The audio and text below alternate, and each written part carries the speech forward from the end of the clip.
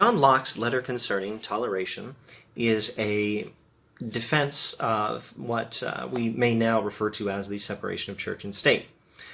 One misunderstanding we want to avoid is that this is a separation of all things religious from all things political. That is a terrible misunderstanding of John Locke, a devastating misunderstanding of John Locke. In fact, his theological views that God created human beings, which is the source of human rights, which is the source of property rights, which is the preservation of which is the purpose of government. His theological views are the foundation of his political theory. But that doesn't mean that there's no separation of church and state. In the letter concerning toleration, Locke tells us that the happy life, which is the point of ethics, the pursuit of the good life, the good life or the happy life consists of pursuing eternal goods and temporal goods, or goods of the soul and goods of the body. And we are part of more than one kind of community. We are part of the political community, or the commonwealth, or our countries on earth. And they have the purpose of securing temporal goods, the goods of the body, life, liberty, property, and a few associated things. And the church is a community which pursues eternal goods, the goods of the soul, consisting of favor with God and a happy life after death, the happy afterlife.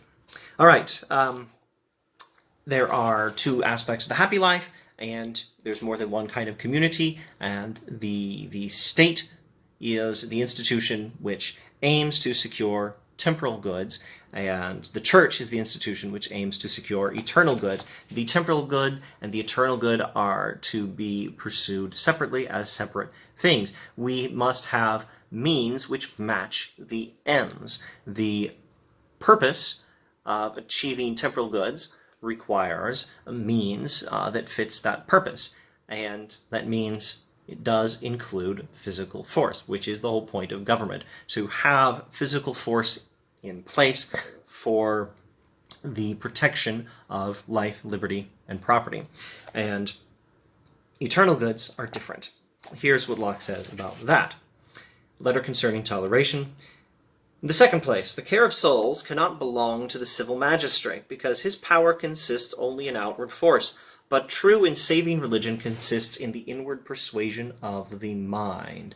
Force is a means to an end, and it properly suits the business of the state, of the government, because force is a means fit to achieve the end of securing physical goods, life, liberty, and property.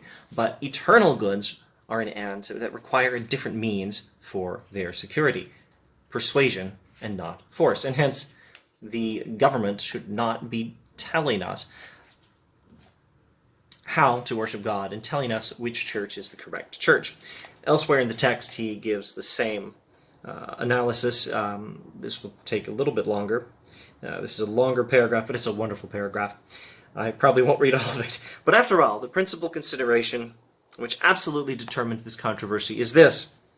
Although the magistrate's opinion in religion be sound, and the way that he appoints be truly evangelical, in other words, if, hypothetically, the person running the government should have the correct view of religion, if he should, hypothetically, be a member of the correct church and have the correct theology, yet, if I be not thoroughly persuaded thereof in my own mind, there will be no safety for me in following it. If, hypothetically, the person running the government should have the correct religion, if he's forcing it on you, you are not persuaded of the truth of that religion.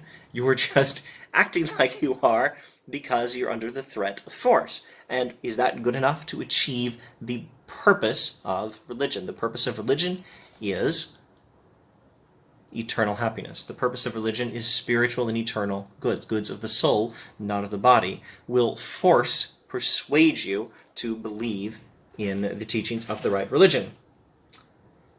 If I be not thoroughly persuaded thereof in my own mind, there will be no safety for me in following that religion, says Locke. He continues, no way whatsoever that I shall walk in against the dictates of my conscience will ever bring me to the mansions of the blessed. I will not be able to achieve eternal goods by walking according to, walking, by practicing. That's the old biblical metaphor of walking for practicing or living by. By practicing a religion I'm not persuaded of, I will not be able to achieve those eternal goods, which are the whole point of religion, because persuasion and honest belief is what really matters for achieving these goods. I may grow rich by an art that I take not delight in, he says. I may be cured of some disease by remedies that I have not faith in, but I cannot be saved by a religion that I distrust, and by worship that I abhor. It is in vain for an unbeliever to take up the outward show of another man's profession. And here is a wonderful sentence: faith only and inward sincerity are the things that procure acceptance with God. Faith only and inward sincerity are the things that procure acceptance with God. And you cannot achieve these by the force of the government, and therefore the government should not be telling us which religion to follow for the sake of our souls. You achieve the goods of the soul by means of faith and inward sincerity, not by means of being forced to act like you believe in some particular religious perspective.